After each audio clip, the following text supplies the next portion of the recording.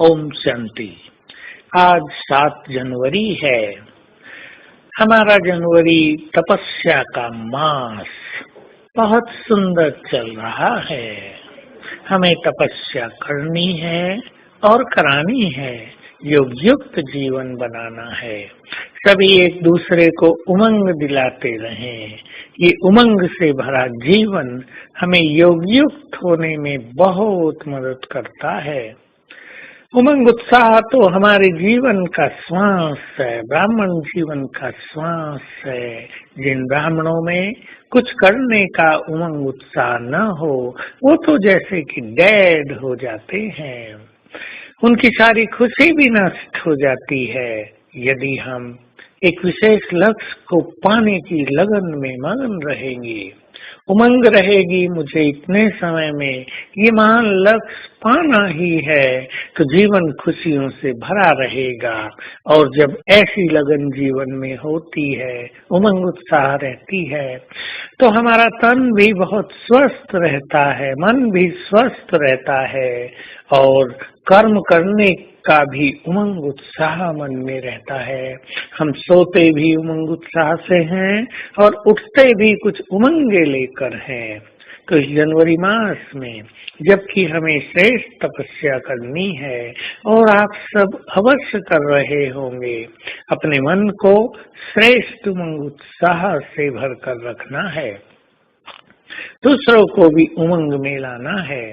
जहाँ उमंगे श्रेष्ठ होती हैं, जहाँ लग्न श्रेष्ठ होती है, वहाँ विघ्न स्वतः ही नष्ट हो जाते हैं। और जहाँ लगन का अभाव है, वहाँ व्यर्थ चलता है।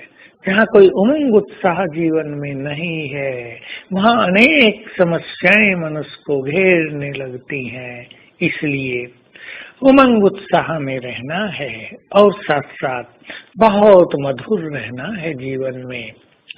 बाबा के बच्चे बनने के बाद अपने अहंकार को पहचान कर उसको नष्ट कर देना और मधुरता से अपने जीवन का श्रृंगार कर लेना, यही सच्ची विवेकशीलता है। जो लोग स्वीट एंड सॉफ्ट नहीं हैं, वे योगी भी नहीं बन सकते, क्योंकि जो सरल चित्त है वही सहज योगी बन सकते हैं। जिनमें सरलता का अभाव है, जिनमें अहम का भाव बढ़ा हुआ है, उन्हें योग युक्त होना नितांत कठिन रहता है। तो आइए हम सभी सरलता से भी अपना श्रृंगार करें, इसे अपना आभूषण बनाएं। और सरल चित्तात्मा के 2 विशेष लक्षण रहते हैं। एक, समय पर आवश्यकता अनुसार स्वयं को मोल्ड कर देना, स्वयं को मोड़ देना, स्वयं को झुका देना, झुक कर निकल जाना और तेज गति से दौड़ना। और दूसरा लक्षण रहेगा, एक ने कहा दूसरे ने माना। घर घर में ये दोनों धारणाएं आप अपनाएंगे तो आपके घरों में भी बहुत सुख शांति रहेगी और आपके लिए योग भी सरल हो जाएगा। भगवान हमें भाग्य बांटने आए हैं। ऐसे समय, जबकि भाग्य बनाने का समय चल रहा हो, हमें अकड़ कर रहना ये शोभा नहीं देता। हम अपने को झुकाना सीखें। जो झुकता है वही दूसरों को उठा सकता है, जो झुकता ही नहीं है वो तो टूटता रहता है। इसलिए फ्लेक्सिबल तो होना ही है।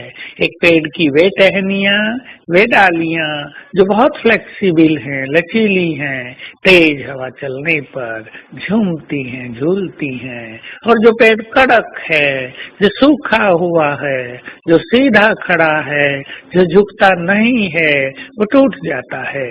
हम भी स्वयं को बहुत लचीला बनाएं।